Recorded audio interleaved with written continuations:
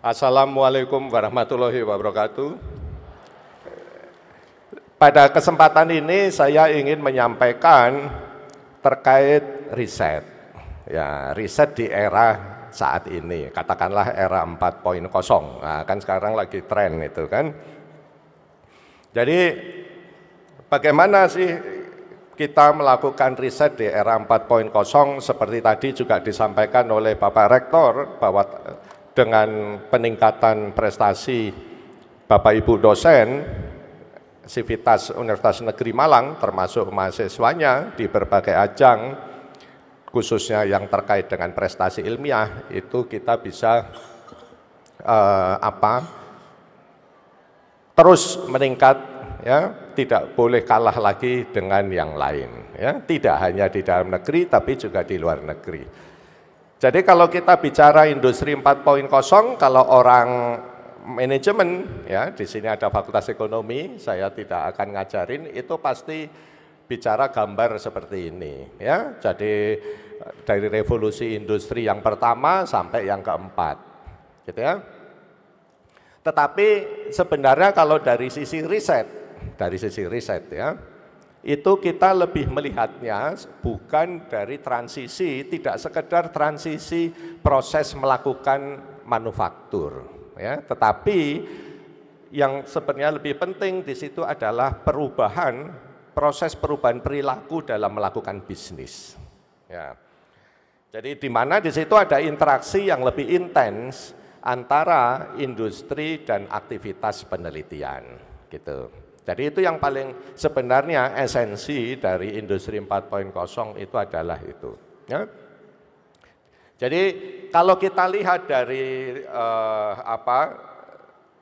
bahasa yang berbeda, ya, jadi bukan dari gambar yang tadi, tetapi gambar kalau kita lihat dari transisi sejarahnya, sejarah industrinya, dari industri generasi 1 sampai generasi 4, kita bisa lihat bahwa pada generasi 1 itu lebih banyak didominasi oleh manufaktur.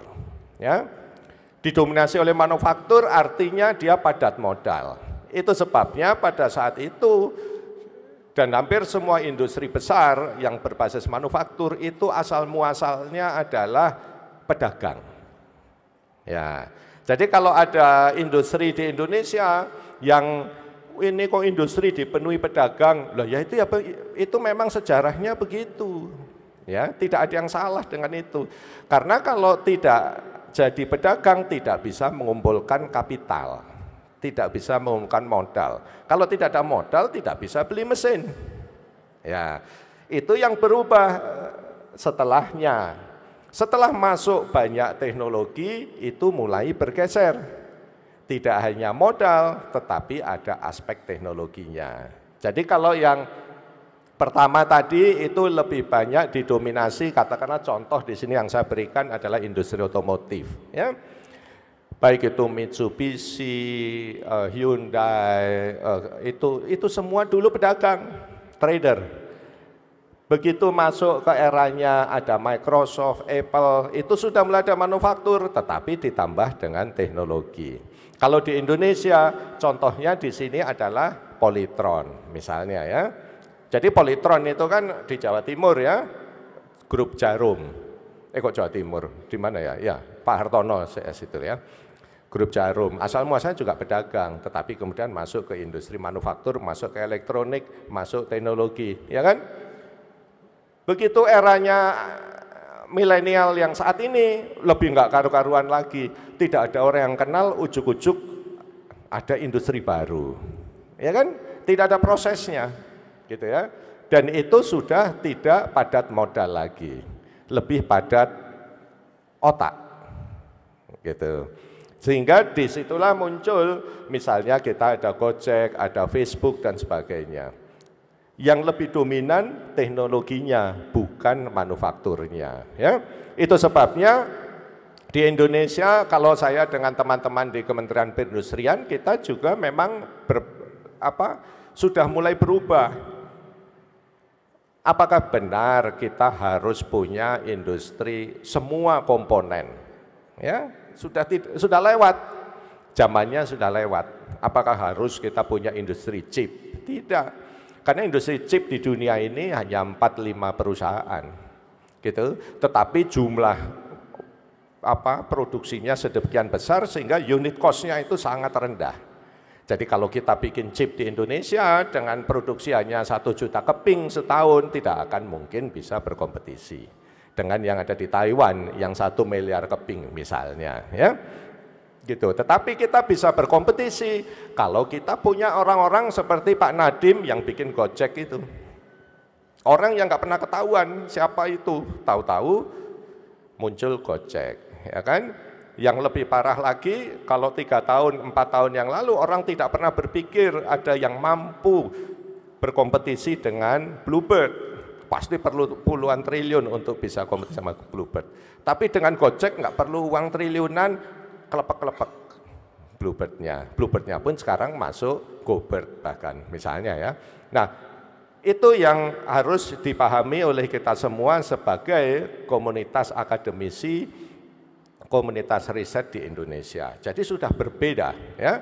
Karena kalau manufaktur itu basisnya sekarang OEM, orang tidak bisa berkompetisi dengan punya semua pabrik komponen, tidak bisa ya.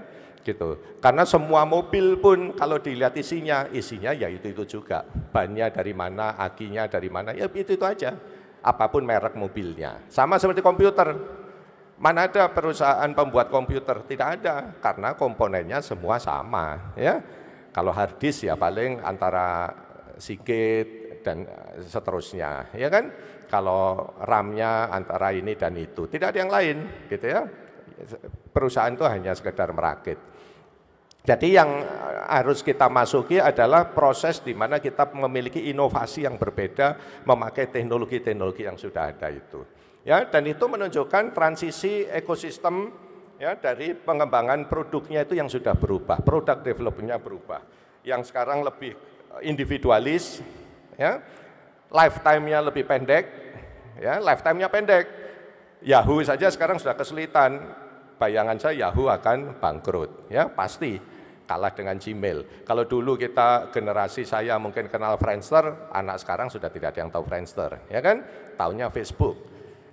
Anak saya sudah makainya Instagram saja, tidak mau pakai Facebook misalnya. Jadi lifetime-nya pendek, gitu ya, dan tidak bisa diprediksi lagi. Jadi yang lebih penting di situ apa? Yang lebih penting adalah bagaimana kita bisa menguasai teknologi kuncinya sebenarnya ya. Nah, lanjut. Jadi itu sebabnya di era ini 4.0 ini disebut sebagai era disruptif, ya kan? Bagaimana semua itu jadi rusak dalam arti yang positif, ya. Jadi tatanan bisnis yang konvensional itu langsung berubah. Yang berubahnya adalah di sisi lain, dari sisi kita sudah sulit untuk menetapkan apa itu yang disebut strategis. Jadi kalau dulu zaman Pak Habibie, ya, Eyang Habibie, kita tahu kita punya industri strategis. Kalau sekarang apa yang disebut strategis? Tidak jelas. Apakah industri pesawat itu strategis? Sudah tidak lagi, gitu ya. Sudah tidak lagi, sudah sulit, sudah tidak ada lagi rahasia bahkan di level tertentu, ya. Tidak ada rahasia. Bukan karena orang bisa mencuri rahasia dengan mudah, tidak juga. Tetapi karena lifetime teknologinya pendek, dirahasiakan juga percuma. Karena 3 tahun lagi sudah ada barang yang lebih bagus, gitu ya. Jadi ngapain kita repot-repot menutup-nutup sesuatu dengan mengeluarkan segala sumber daya untuk merahasiakan. Karena usianya mungkin hanya 3 tahun, begitu ya misalnya. Itu sebabnya semua orang lebih kolaboratif. Daripada kita bekerja sendiri ditutup-tutup, lebih baik kita kerja bareng orang lain melakukan sesuatu yang baru misalnya ya. Sehingga kalau kita lihat dari sisi negara ini, memang menjadi berbeda apakah betul kita harus memiliki tadi yang saya sampaikan, semua industri, ataukah kita memang harus fokus pada teknologi kuncinya. Jadi itu di semua sektor itu pengaruhnya masuk, termasuk di kesehatan. Sebagai contoh, apakah betul kita harus punya industri bahan baku obat untuk malaria, misalnya ya, gitu? Karena pemakai obat malaria di dunia ya Indonesia, Tetapi kalau kita punya pabrik bahan baku obat malaria di Indonesia, tidak akan pernah bisa kompetitif. Karena sudah terlanjur ada di Cina misalnya ya, sudah kalah duluan.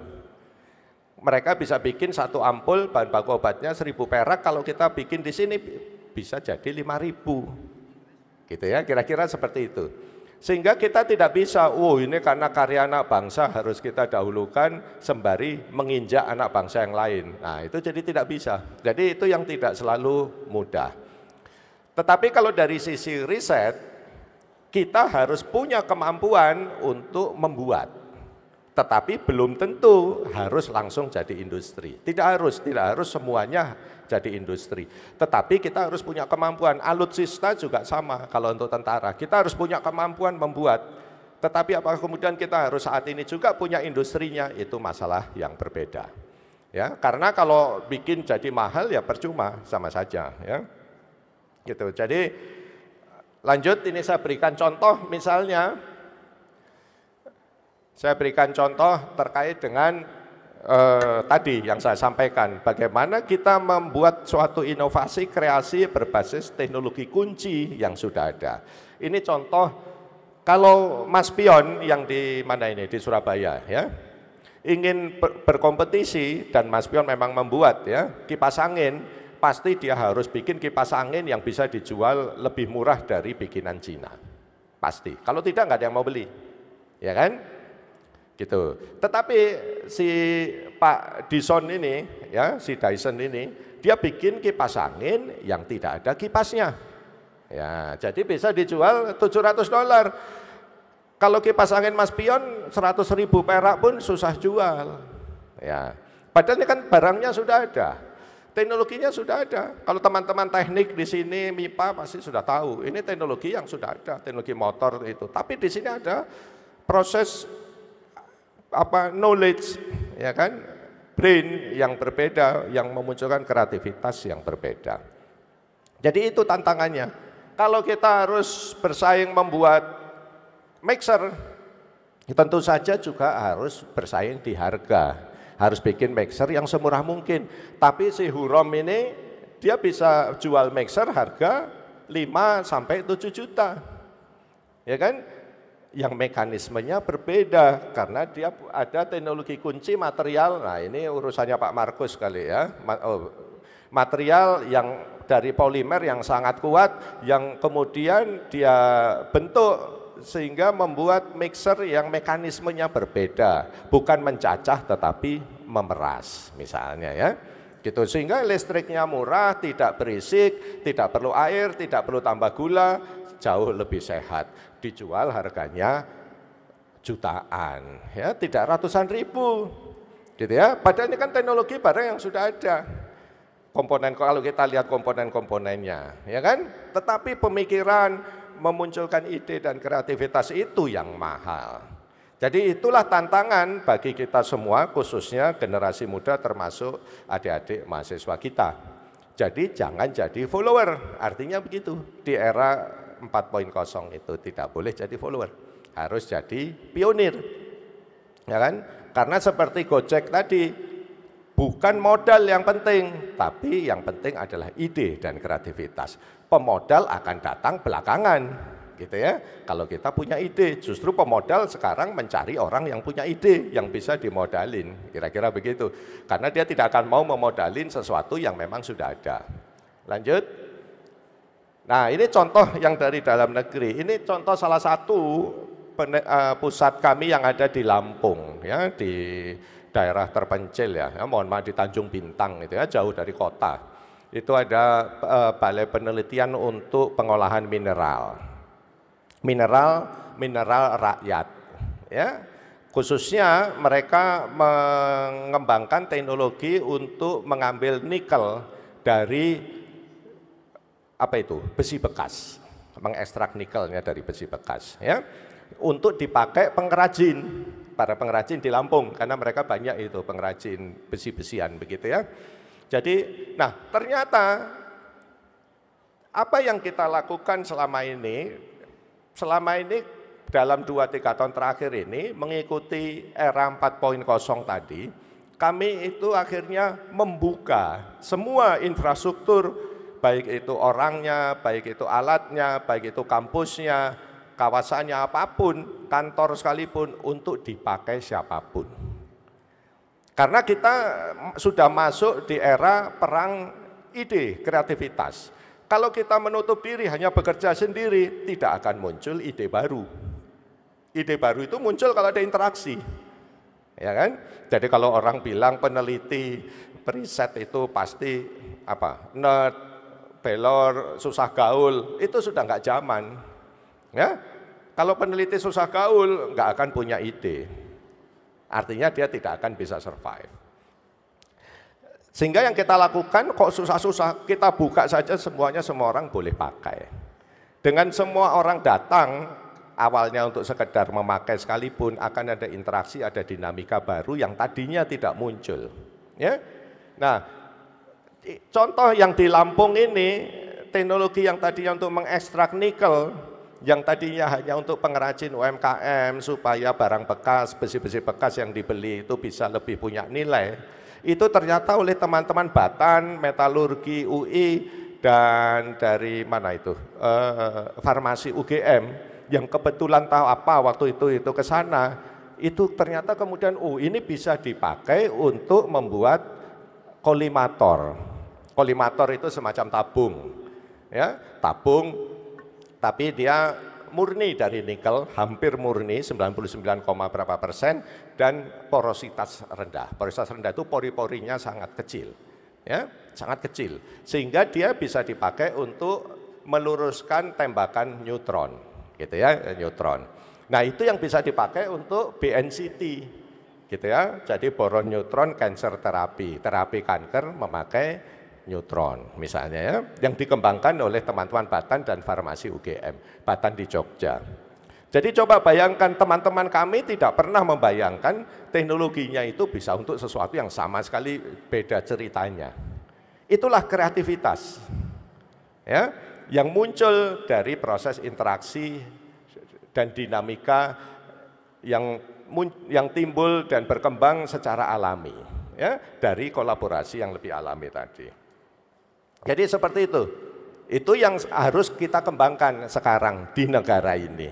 Jadi bukan ribut kita mau bikin mobil atau tidak, bukan begitu. Kalau mau bikin mobil tidak akan pernah sampai, sudah terlambat, gitu ya. Jadi mau bikin mobil listrik sekalipun sudah terlambat kalau hanya sekedar mobil listrik. Kalau bikin mobil listrik harus bikin mobil listrik yang memang spesifik, gitu ya. Kenapa enggak bikin mobil listrik yang kayak Segway begitu, ya, yang kayak becak atau apa, yang nanti kampus ini ditutup, kemudian semua harus naik itu fully automatic, misalnya, jadi bisa pakai HP.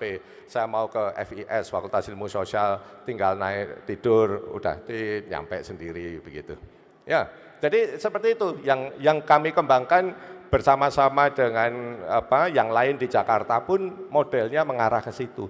Kalau kita bikin mobil listrik yang gede menggantikan mobil berbahan bakar tidak akan pernah sampai. Tidak ada di dunia ini teknologi yang bisa masuk ke situ. Ya, karena teknologi baterai memang masih belum memungkinkan, ya, masih terlalu mahal. Ini contoh lain yang sederhana. Lanjut. Misalnya untuk, nah ini ya, kalau tadi yang agak maju lah ya, agak advance teknologinya. Nah ini contoh dari salah satu mahasiswa, saya lupa lulusan Unsud atau apa, yang asal muasalnya memang dia dari daerah Ngelanggeran, Gunung Kidul. Ya, Ngelanggeran Gunung Kidul, dan dia bukan mahasiswa pertanian, bukan apa, setahu saya, seingat saya ya. Nah, apa yang dia lakukan bekerja sama dengan teman-teman kami di Gunung Kidul, karena dia tadinya ke Gunung Kidul itu, entah PKL atau lupa saya, atau apa, tugas akhir atau apa. Ya. Mereka di Gunung Kidul, di daerah Ngelanggeran itu ada kebun coklat rakyat.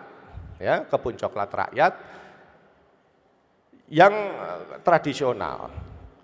Pertama, tidak produktif dari sisi produktivitas, yang kedua dari segi rasa itu tidak terlalu enak, ya, bukan bibit unggul karena itu tradisional, ya.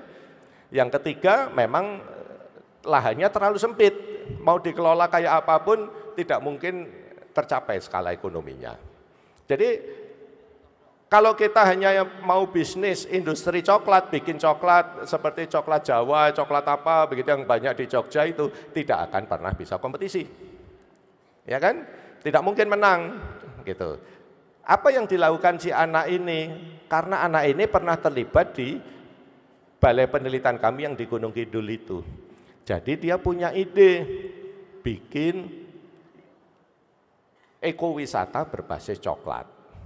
Gitu. Jadi dan ekowisatanya beneran ekowisata. Jadi dusun itu, yang satu dusun ya, berapa puluh rumah itu dibuka sekaligus buat homestay-nya. Jadi tetap turisnya disuruh nginep di rumah gedek itu. Tapi sudah dibersihin ya, sudah rapi, sudah dibersihin, spraynya tiap hari diganti dan ada standar begitu. Tapi bentuk rumahnya masih gedek, toiletnya masih jemblung dan seterusnya. Itu memang itu yang dijual, experience itu yang dijual. Kemudian tiap pagi mereka diajak seolah-olah jadi petani coklat. Gitu ya, nanam coklatnya, bersihin, ikut manen, ikut meroses coklatnya sampai masuk ke rumah coklatnya, di situ gimana sih cara bikin coklat gitu. Jadi yang dijual experience itu. Gitu ya. Sampai dia disuruh beli coklat juga kan, karena dia pasti beli coklat bikinannya sendiri.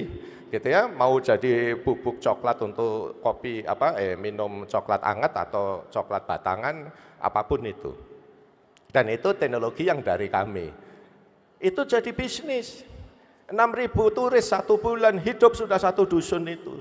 Dengan kebun coklat yang apa adanya, tidak perlu diapa-apain, ya, malah berkurang tenaga kerjanya karena turisnya disuruh kerja, gitu ya, kira-kira seperti itu. Coba bayangkan, jadi uangnya muter-muter di situ juga. Nah, ini yang ide-ide semacam ini muncul karena si anak ini yang fresh graduate lulusan Unsud itu memang punya pengalaman berinteraksi dengan teman-teman kami, tahu coklat bisa dibikin apa, dan proses itu menarik menurut dia. Ya, bisa jadi experience yang bisa dijual untuk para turis. Gitu. Jadi itulah yang jadi bisnis. Artinya pelajaran apa yang kita bisa tarik dari kasus-kasus tadi, mulai dari Nadiem, Mark Zuckerberg yang Facebook dan seterusnya.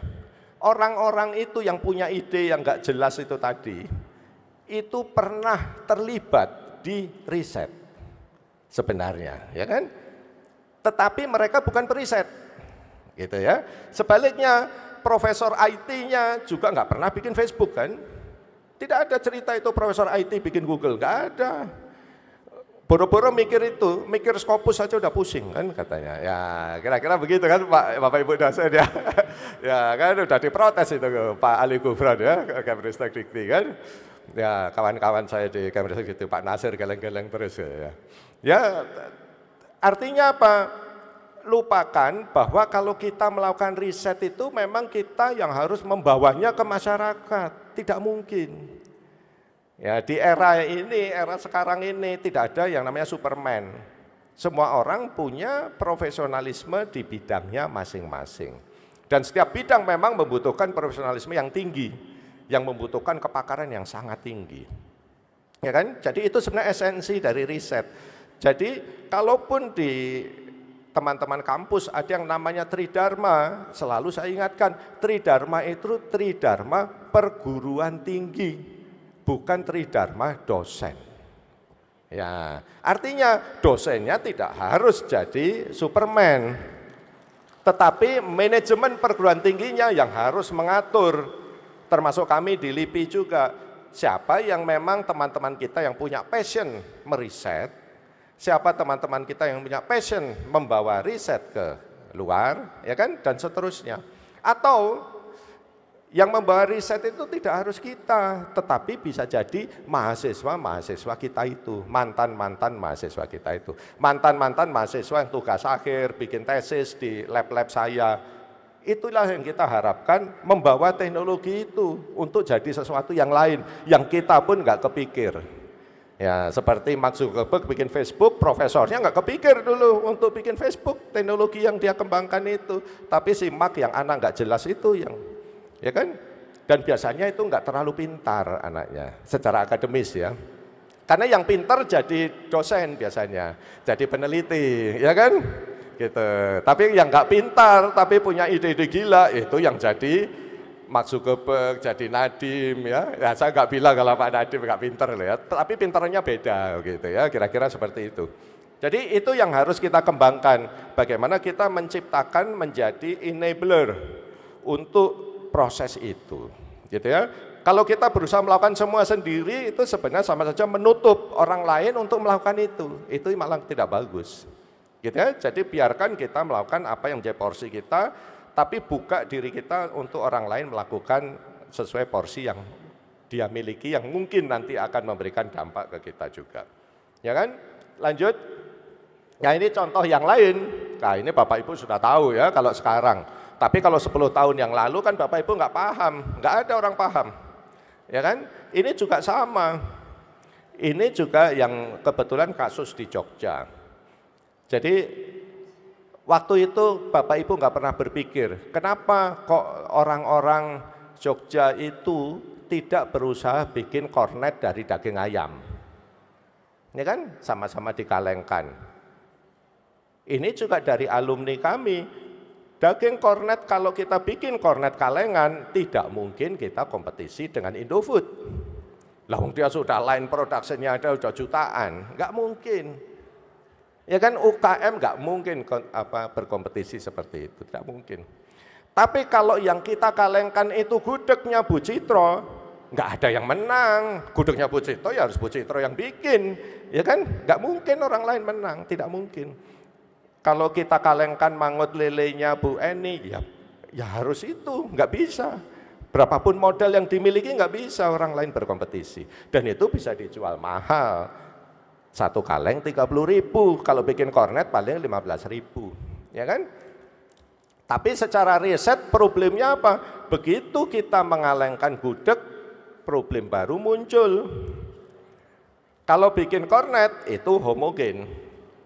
Barangnya kan homogen, karena udah diremuk, begitu kan. Tapi kalau gudeg, ada telurnya, ada kreceknya, ada itu ya, atau rawon tadi ya barangkali ya. Kalau rawon kan ada daging sapinya, ada mendolnya tadi ya. 30 tahun saya belum makan mendol, baru tadi pagi saya. Ya, gitu. Jadi saya tadi agak telat karena makan mendol dulu Pak Rektor ya. Gitu, jadi ternyata itu bisa dipecahkan oleh teman-teman memakai komputasi fluida. Orang-orang fisika yang nggak pernah kenal itu namanya gudeg, ya kan? Karena kan proses pengalengan itu pakai steam, pemanasan pakai steam, ya, tanpa bahan kimia dan seterusnya. Kalau begitu saja dilakukan,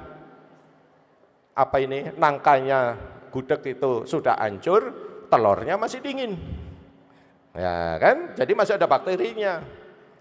Jadi teknologi kuncinya apa? Teknologi kuncinya adalah bagaimana cara meletakkan komponen gudeg tadi, gitu ya, supaya pas, gitu. Komponen mangut lelenya supaya pas. Itu orang komputasi fluida. Satu masakan, satu jurnal internasional. Kan tiap masakan beda-beda isinya, ya kan? Jadi beda. Itu yang dilakukan teman-teman ya, sampai mereka jadi S3 dan seterusnya beberapa orang. Itu sekarang sudah jadi barang umum ya, rendang pun dikalengin, apa segala macam dikalengin sekarang. Jadi dan ini seperti juga Gojek tadi menimbulkan multiplier efek yang tidak terduga. Kalau dulu orang harus oleh-oleh gudeg pakai kendil, harus diangetin tiap hari dan seterusnya, ya kan, di bandara pasti udah dipermasalahkan. Ya kan, kalau bawa ke luar negeri. Tapi kalau kaleng kan nggak problem, ya kan, disembunyiin di koper selesai. Ya, kira-kira seperti itu. Jadi muncul kemudian bisnis oleh-oleh baru, muncul bisnis ransum untuk tentara. Karena kalau tentara, itu ada bapak tentara kan, bapak TNI. Kalau tentara sebulan di hutan dikasih food bar terus kan stres lama-lama ya Pak ya. Katanya Pak Dislitbang TNI AD seperti itu Pak waktu itu ke saya. Ya, jadi baru paham saya, oh gitu, kalau dikasih gudeg seneng dia. Ya, jadi agak semangat nembaknya begitu, kira-kira begitu. Ya, jadi kalau food bar melulu kan capek gitu ya. Jadi garing gitu ya katanya mulutnya. Jadi banyak hal ya. Jadi dengan industri-industri kreatif semacam itu ada banyak multiplier effect bisnis-bisnis baru yang bermunculan. Termasuk untuk kalengan ini juga bisa waktu itu misalnya Pak Butet Kertajasa dia mengumpulkan resep 100 resep lamanya keraton dibikin kalengan dijual di Jakarta dalam bentuk food truck hanya dengan modal bikin nasi. Coba kalau masak biasa itu pasti harganya dibikin 2 kali lipat karena kalau nggak habis pasti dibuang. Tapi karena ini kaleng yang dibuang cuma nasinya doang kalau nggak habis gitu kira-kira. Jadi harganya juga bisa lebih murah. Jadi bisa kompetitif karena tinggal dibuka kalengnya, dicing, kasih nasi anget, selesai gitu ya kira-kira. Jadi banyak sekali hal-hal baru yang muncul dari sesuatu yang perisetnya sendiri nggak pernah berpikir sampai ke situ. Nah, itulah esensi sebenarnya industri 4.0 dengan proses product development, pengembangan produk yang memang sudah berbeda. Lanjut. Nah, ini salah satu contoh yang mungkin yang lebih bahasa orang Malang lebih ndaki-ndaki gitu ya, lebih aneh-aneh gitu. Ini awalnya kami tahun 2013 itu kita untuk pertama kalinya Indonesia saya libatkan di kolaborasi global ya untuk pencarian partikel Tuhan. Zaman itu ya, tahun 2013 itu kan ada itu di share ya kan. Dan ini melibatkan banyak teman di kampus juga. Ada yang dari Unhas, bahkan dari Unpar, ITB, Telkom dan termasuk yang dari luar negeri. Awalnya ini nggak ada hubungannya dengan apa-apa, pokoknya hanya untuk sains saja. Tetapi pada tahun 2017 kemarin, 2018, jadi ini ada tiga tim, ada tim orang fisika, ada tim orang IT yang image processing. Nah, salah satu tim IT itu kemudian mengembangkan yang namanya defect detection, jadi untuk mendeteksi kerusakan pada chip, untuk sensornya detektor ini. Ya, ini besar sekali, sebesar gedung ini. Ini orangnya kan, ini sebesar ini. Itu ternyata bisa dipakai untuk mendeteksi kayu-kayu curian. Ya, itu ternyata kenapa? Karena orang-orang LHK, entah karena apa, mereka pas datang, dan juga ada mahasiswa Telkom University yang memang dia tugas akhirnya mau memakai IT untuk sesuatu yang lain, klop. Gitu ya.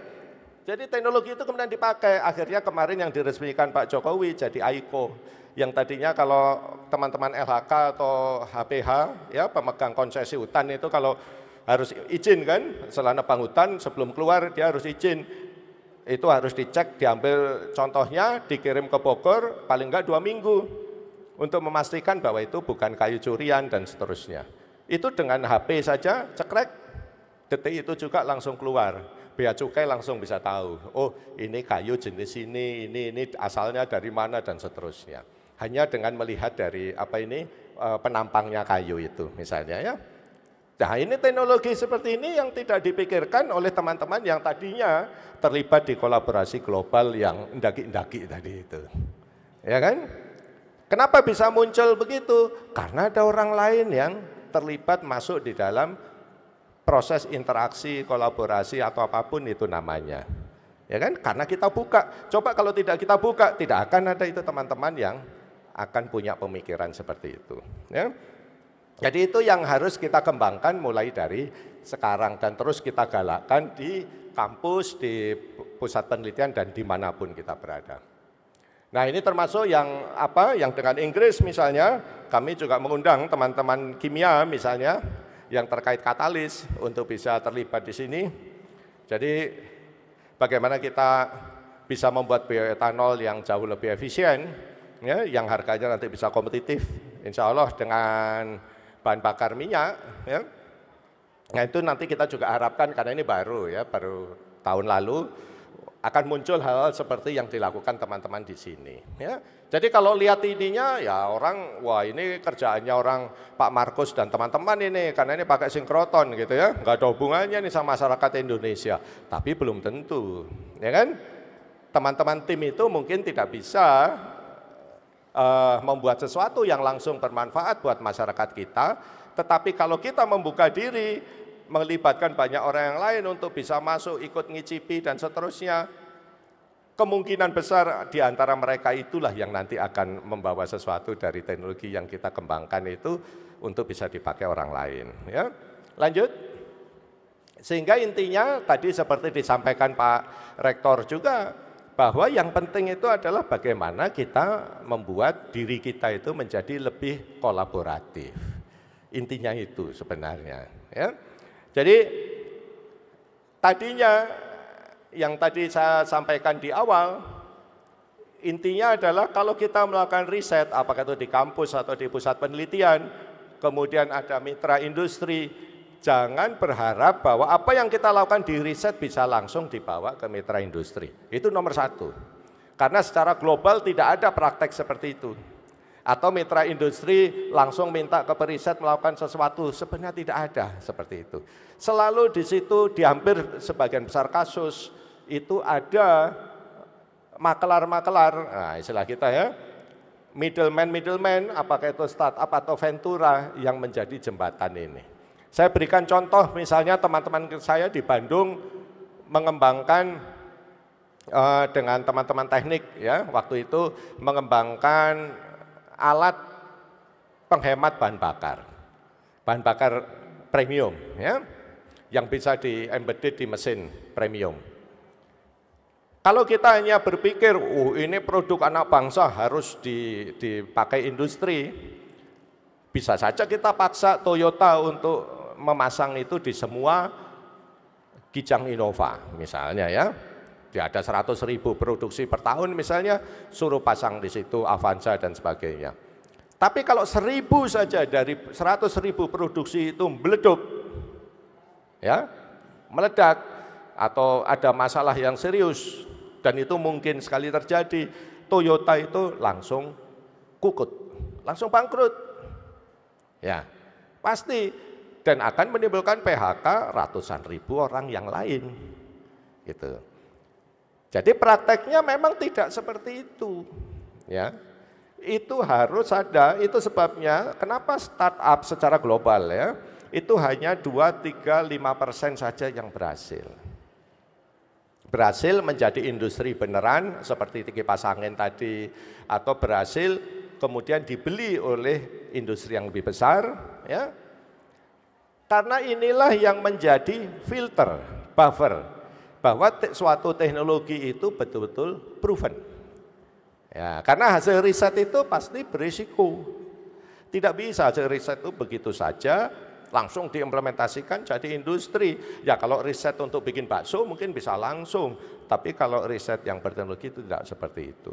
Ya, jadi ini yang harus kita ciptakan. Nah, bagaimana kita menciptakan middleman yang membentuk ekonomi kreatif berbasis apa tadi, pikiran-pikiran gila tadi gitu ya, itu dengan membiarkan mahasiswa-mahasiswa kita ikut riset yang baik, ikut riset yang bagus.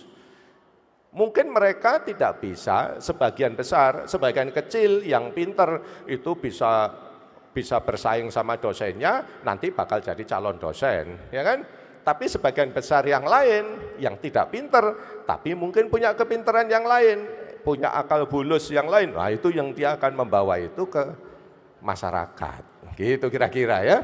Dan mereka itulah yang akan menciptakan industri, ya kan? Yang nanti hasilnya bisa untuk membiayai dosen-dosen yang pinter tadi, kira-kira begitu ya. Jadi kan memang dunia seperti itu mekanismenya. Nah itulah yang harus kita ciptakan, dan kita kembangkan. Itu sebabnya di kami semuanya kita buka, gitu ya. Jadi udah siapa saja boleh pakai, siapa saja boleh terlibat.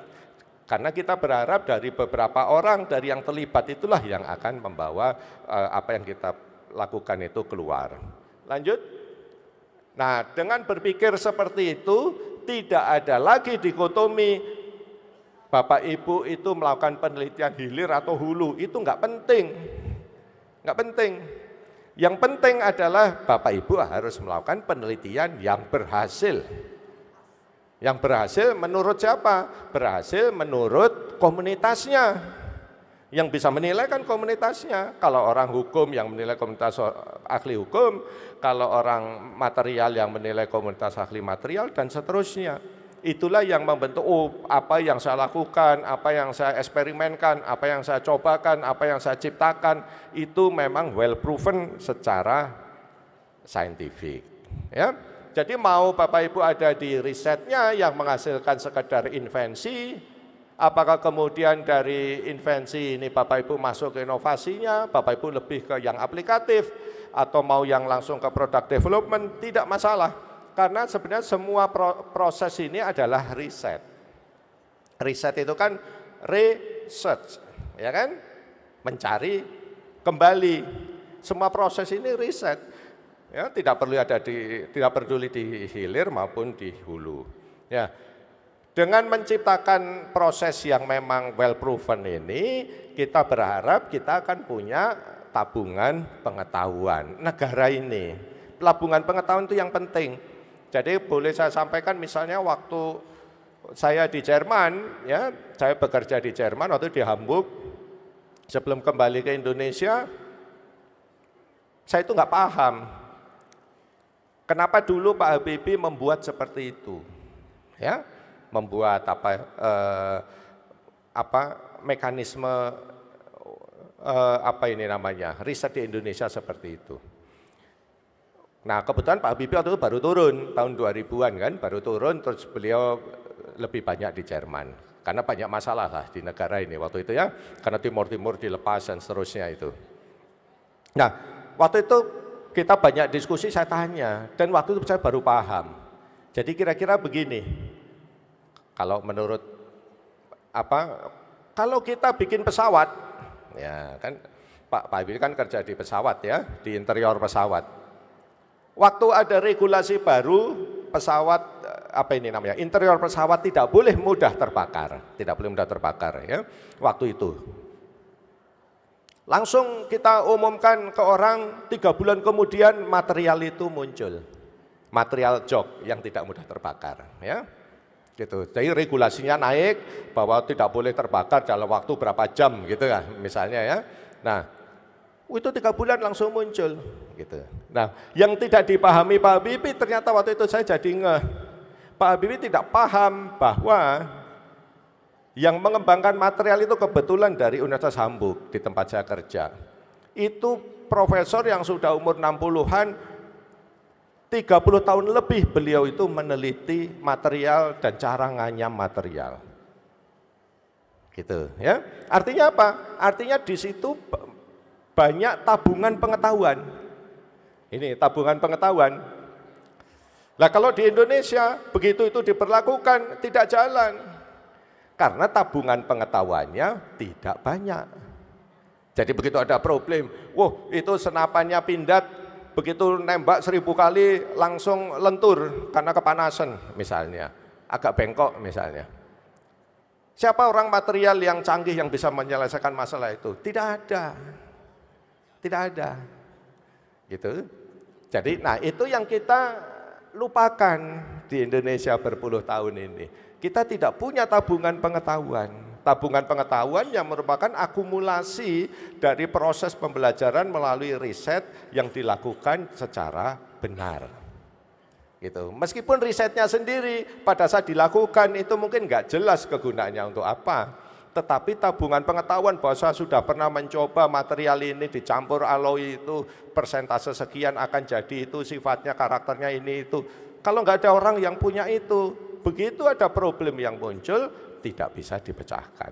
Itu yang terjadi dengan semua industri strategis kita selama berpuluh tahun ini, gitu ya. Karena kita melupakan tabungan pengetahuan, kita maunya instan. Lanjut.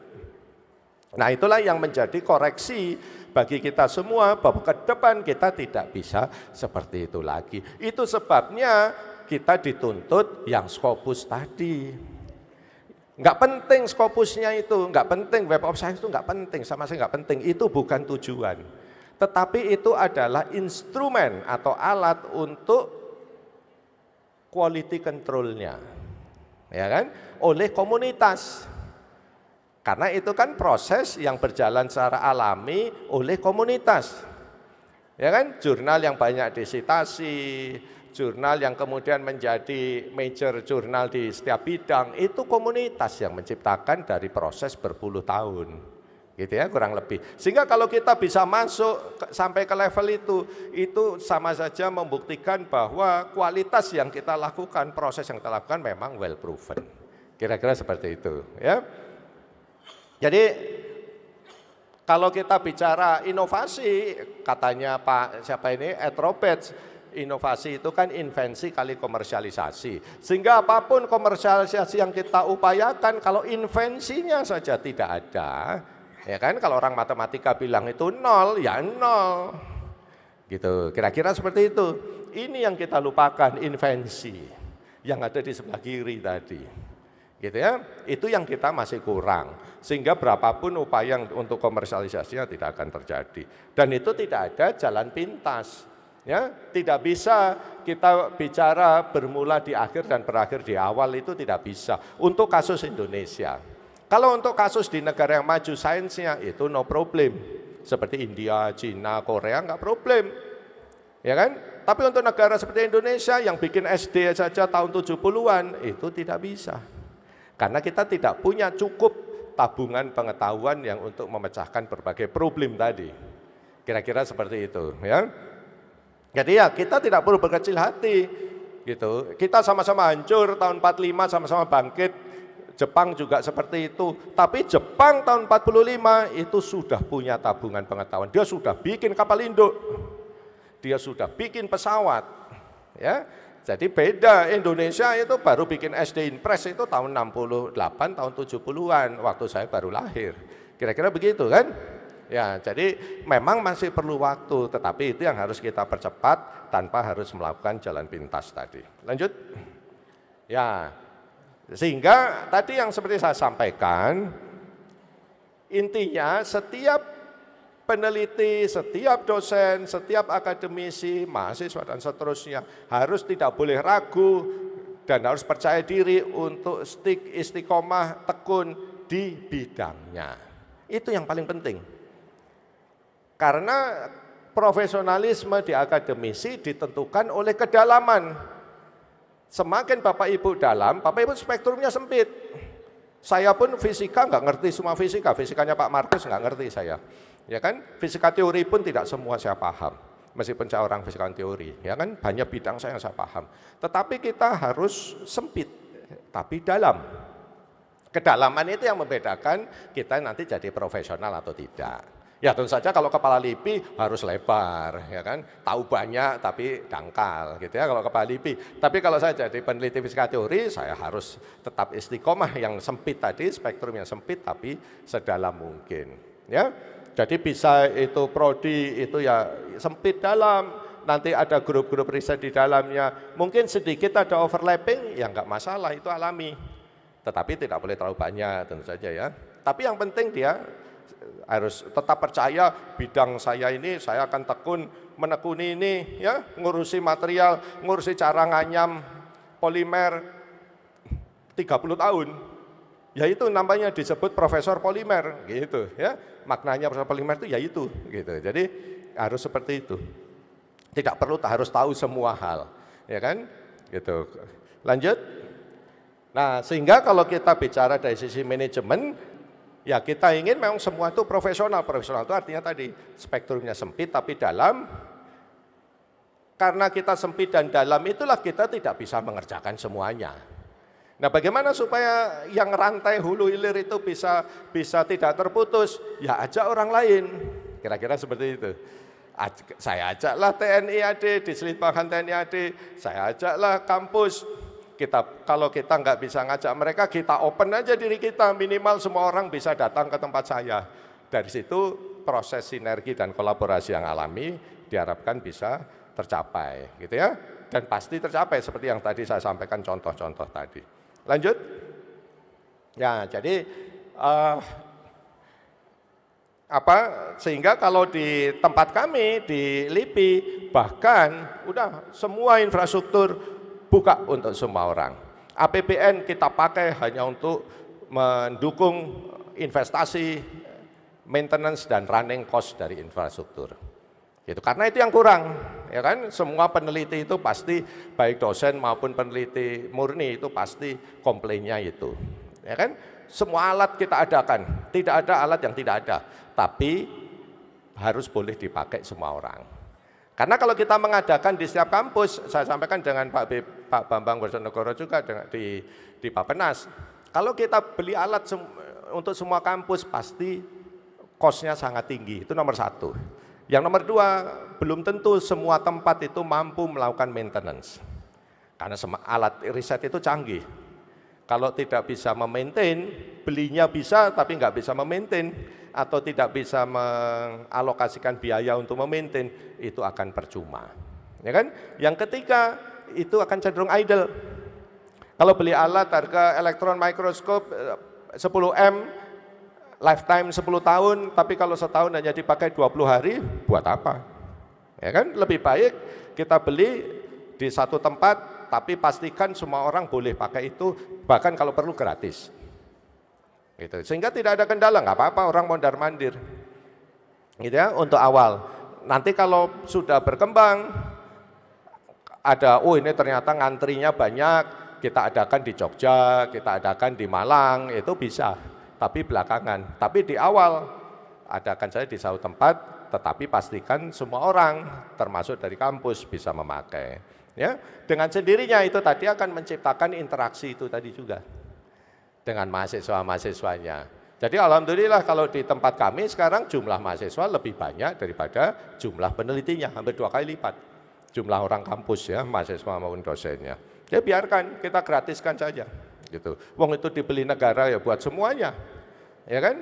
Jadi seperti itu. Lebih baik kalau itu rusak dipakai daripada dibungkus sampai nanti 10 tahun habis masa pakainya tidak banyak yang pakai, gitu ya. Jadi sehingga yang bekerja di sini juga bisa tetap fokus pada output riset yang memang diharapkan dan seharusnya, tetapi di lain sisi kita juga bisa optimal memanfaatkan APBN yang bisa dipakai untuk semuanya. Nah, untuk dana risetnya bagaimana? Nah, untuk dana riset harus cari dari luar.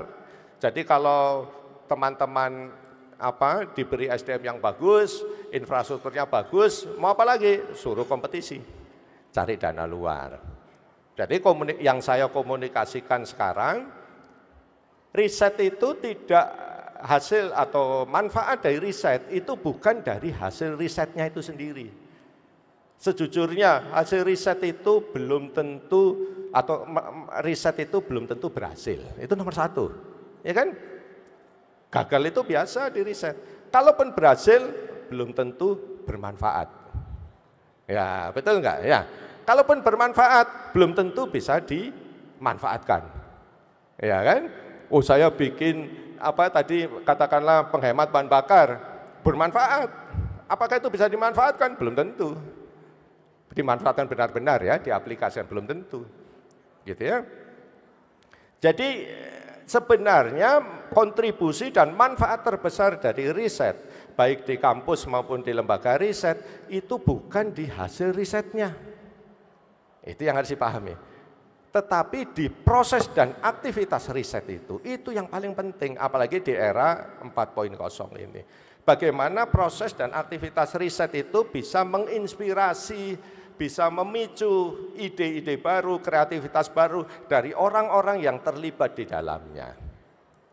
Ya, karena dan secara global ya memang itu. Hasil riset yang betul-betul bermanfaat itu tidak banyak, hanya 2-3%. Tetapi proses riset dan aktivitas riset itulah yang menciptakan Bill Gates, menciptakan Mark Zuckerberg, menciptakan Pak Nadiem, menciptakan yang punya Bukalapak dan seterusnya itu. Itu yang harus kita komunikasikan. Ya. Itu sebabnya kita tidak bisa melakukan riset dengan pola-pola selama ini yang tertutup. Make it open. Kira-kira seperti itu. Ya. Ke pihak manapun bahkan selain periset. Kira-kira seperti itu, ya. Sehingga itu sebabnya untuk anggaran risetnya sendiri akhirnya saya putuskan kalau di LIPI, dan itu yang saya minta ke tempat yang lain sebenarnya ke depan, tidak boleh anggaran internal dipakai untuk riset. Anggaran internal itu dipakai untuk infrastrukturnya. Anggaran risetnya, yang untuk risetnya itu sendiri ya, suruh cari keluar. Itu maknanya riset itu kompetisi. Di negara lain juga sama, tidak ada anggaran APBN-nya LIPI diecer-ecer untuk risetnya sendiri ya. Kalau begitu nggak ada kompetisi. Kalau riset nggak ada kompetisi itu jadi sampah. Ya, jadi seperti itu kira-kira ya. Jadi nanti itu tantangan untuk di kampus saya pikir juga akan sama seperti itu ke depannya ya.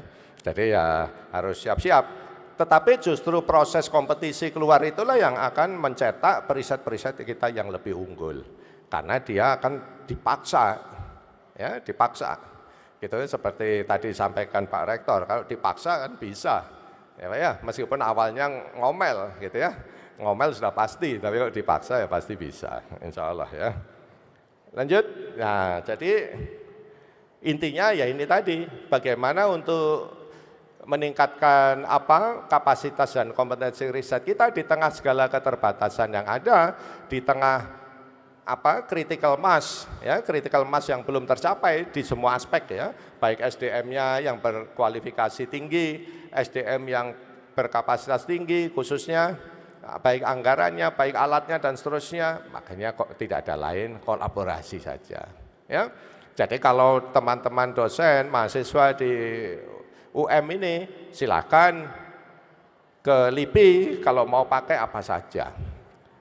Di LIPI semua bidang ada, mulai dari ilmu agama sampai ilmu fisika teori ya. Jadi kita open ya, itu enaknya LIPI ya. Jadi Bapak Ibu bisa, kalau tadi yang lintas disiplin apalagi jadi memungkinkan untuk dilakukan. Dan itu kita open, silakan dilihat di websitenya. Oh nggak muncul, ada terpotong di bawah ya. Di website LIPI.go.id juga bisa dicari nanti, sehingga Bapak Ibu bisa melihat apa yang ada, apa yang bisa, pilihan yang bisa dipilih itu melalui website itu ya, layanan.lipi.go.id ya, itu karena itu di bawah kepotong ya.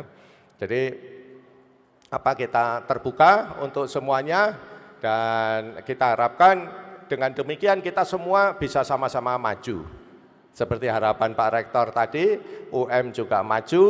Di lain sisi kami di LIPI juga sangat terbantu dengan kehadiran dan kolaborasi dengan Bapak Ibu. Mungkin itu yang bisa saya sampaikan sebagai penutup. Sekali lagi terima kasih dan mohon maaf apabila ada kata atau yang kurang berkenan. Ya sekali lagi ini saya ingin mengucapkan terima kasih, dan ini salah satu bentuk ucapan terima kasih saya yang kecil mungkin untuk UM atau dulu IKIP Malang, yang menurut saya berkontribusi besar untuk membentuk saya menjadi seperti sekarang ini. Demikian, terima kasih. Wassalamualaikum warahmatullahi wabarakatuh. Om Santi Santi Om Namo Buddhaya.